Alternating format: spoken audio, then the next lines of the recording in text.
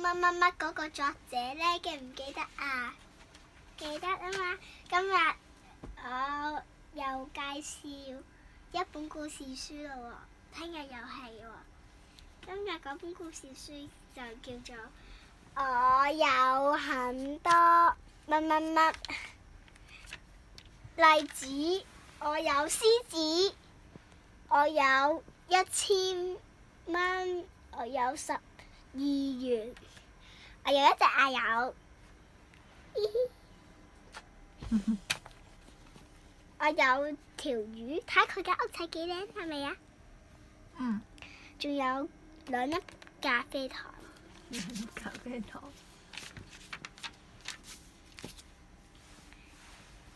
我有很多錢，我有2毫子，3個100蚊，加埋叫做300蚊，2個錢即係2蚊啦。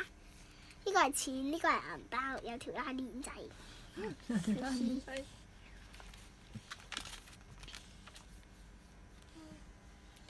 我有很多零食，呢個係零食盒，睇下我有咖啡、朱古力糖、朱古力雪糕、檸檬雪條、橙糖、橙味嘅糖啊，即係一個卡樂 B 朱古力卡樂 B，我其實好中意食嘅。媽咪中意食啲咯。我都中意食喎。嗯。跟住可樂，好中意飲可樂，而家都想飲，咕嚕咕嚕。仲有堅拿出奇蛋，今日食咗，嘻嘻。我其實而家都想食嘅。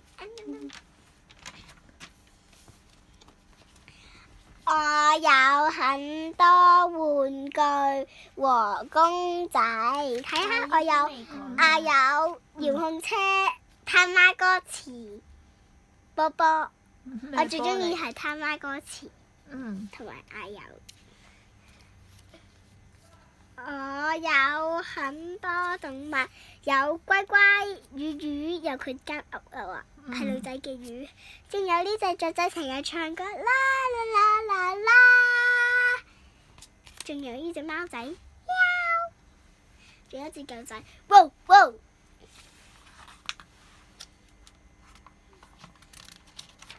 你哋中唔中意呢個故事啊？中唔中意啊？中意。多謝。